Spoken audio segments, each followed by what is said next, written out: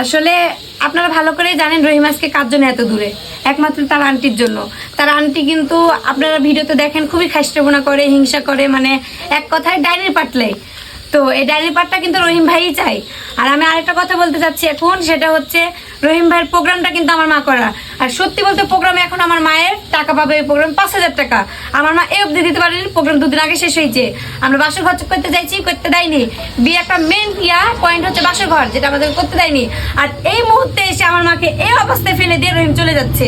মানে আমি এখন বলতে চাচ্ছি যে আমার মা এত কষ্ট করে রহিমকে এত দূর নিয়ে এসে এখন আমার মায়ের মুখে চলে যাচ্ছে। এটাই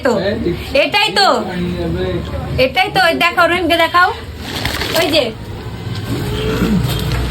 তো আমি আজ থেকে ডিসিশন নিলাম যে রহিমের সাথে আমার কোনো সম্পর্ক না থাকবে না, প্লাস রহিমের সাথে আমার কোনো ভিডিও হবে না।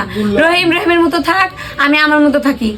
রহিম অনেক ধরেন কি বলবো মানুষের সাথে এটা এটা বলছে, আমরা যদি এটা বোঝাতে যাচ্ছি তো আমার মাই খারাপ। আমার মায়ের এত পরিমাণে ঠেকা ছিল যে তার হচ্ছে নিজের মেয়ে বাকি আছে, কিন্তু নিজের মেয়ের এখনো বিয়ে দেয় নাই, সেখানে অন্য ছেলের বিয়ে নিয়ে আমার মায়ের লাফালাফি শুরু হয়ে গেছে, বুঝলেন? এখন এখানে এসে আমার মা ধরা খাইলো। কিছু বলবা কি তুমি? তোমার কিছু বলার আছে? আমার মায়ের এখন কিচ্ছু বলার নাই। কেন জানেন? তার মুখ দিয়ে একটা কথা বের হবে না। তার এই বুকের মধ্যে অনেক কষ্ট জমা, অনেক বেশি কষ্ট জমা।